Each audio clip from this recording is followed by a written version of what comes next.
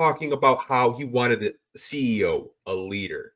So, what was your initial thoughts of him saying, like, I want someone to be on the day-to-day basketball, but also be someone that can lead the entire organization from, I don't know, Hooper to all the way to like guys like Arntelm in the front office?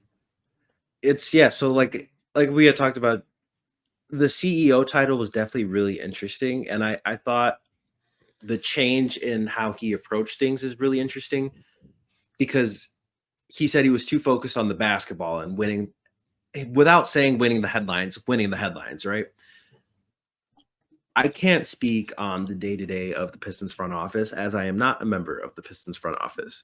However, I can say that, like, we all have heard too many cooks in the kitchen. There's different factions, et cetera, et cetera, et cetera. I don't know if it's not that they didn't know how to lead. They might not just have had the power to, if that makes sense. There wasn't a clear leader, even though maybe Troy Weaver was given the GM title. He might not have been, I don't want to say respected, but he might not have been the most commanding voice in that room. Stan Van Gundy, that honestly predates my real experience of knowing things like more than, surface level. But even for Van Gundy, I think you look at like a Blake Griffin trade, and we all know that was influenced by Tom. That's not to say it was, because to this day, I still don't think the Blake Griffin trade was really that bad. I think what followed, the lack of making a team around Blake, was bad, but I think the Blake trade itself wasn't really that bad. Just my opinion. Because that man gave you his very best season. Anyways, I think making it very clear that Trajan has the final say. Trajan is the boss. Trajan has the vision, and everything else from roster to front office to coaching will be in his vision. And I think that maybe more so says more about how they're now approaching things, and how they have seen how maybe they have stepped over each other or stepped on each other's toes a little bit too much in the past. That now they're like, okay, Trajan both has the ability, and he himself has the, I don't know, I don't want to say like power, but he has the ability to do that himself as well. Like, we are giving him the ability, and he himself innately has that as part of his personality, because it does seem like he's someone who, even in the way he answers questions, right? Like, if you were to ask him a question, he'd go, well, that's a great question, Anthony. And like, it's very clear that he's someone who sees things a lot more than what initially, like, he sees things beyond the actual picture. He sees, okay, this guy is good at this role, and we'll make sure he is best in that role, so we hide his deficiencies. And that speaks to like the leader, I guess he is, because he's able to see people as they are, but also as what they're also not, if that makes any sense. I thought, now maybe I'm off in left field, and I know people in the chat can call me crazy.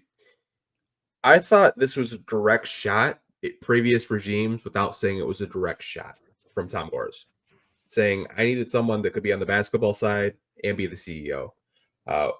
Van Gundy was a president, but he was also a coach, and he really didn't say too much about saying. I felt like this was more at a shot at Troy without actually saying his name, saying like, yeah, Troy was really good. He said he was really good at basketball. He was like really good, like on the basketball court, but on the business side, he struggled.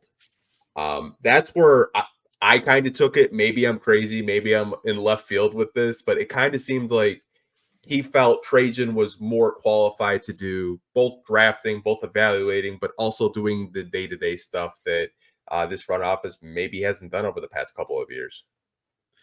It definitely felt that way, and I know that a lot of people at the presser definitely took it that way, as like, oh, okay, like that was interesting, right? Where he was like, we have one voice, one vision, and maybe in the past there wasn't that commanding, So I definitely think Tom is someone who will never come out and say, this person was bad at this, we didn't like this, we didn't get along. He'll never say things like that.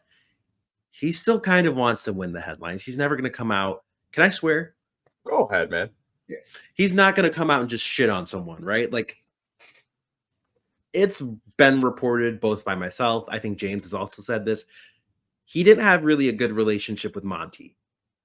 But in every single statement he has made about Monty leaving the Pistons, he goes, Monty's a great guy. We appreciate what he did, et cetera, et cetera, et cetera. And that kind of correlates to the whole CEO thing of very proper business speak, where they're not going to go out and say, yeah, Monty wasn't really a good fit here. Didn't feel like he wanted to be here. Didn't get along with players, et cetera, et cetera. He's not going to come out and say things like that. He's just going to go, we thank him.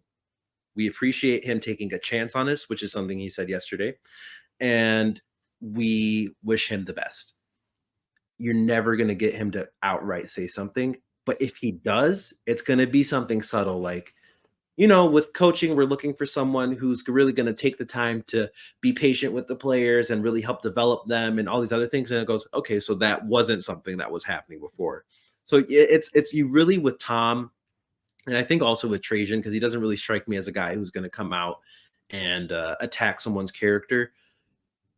You're going to have to look at a little bit of corporate speak here, where it's like they are pretty much saying this guy was bad at this. We didn't like this about him, but they're going to say it as a way of, we're looking to improve with this. And we didn't really have this in the past.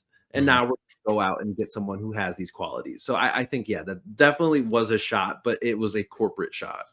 If you didn't kind of pay attention to the press conference, and I'm Mr. Sicko, I've listened to it 4 times back. You're crazy. That's crazy. It's crazy. I think the YouTube watch time on my phone yesterday was 19 hours or something like that. But listening to it, I was like, okay, that was definitely a subtle shot at Troy, and that was a subtle shot at Monty.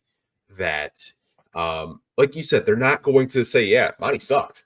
Yeah, Troy couldn't draft. They're not going to say that, but they're going to say hey, we want to get somebody that can do everything. And we appreciate those guys for, helping us get this, financial flexibility, this cap flexibility, and all these young assets that we've never had before. We thank Troy for that. And we thank Monty for, taking a shot on us, moving from Phoenix to Michigan. 100% agree with you there. But I'm happy that I'm not a crazy person. I might be a crazy person for watching the presser 4 times, but I'm happy that I'm not crazy where I thought I was oh, maybe I'm just overreacting like I usually do.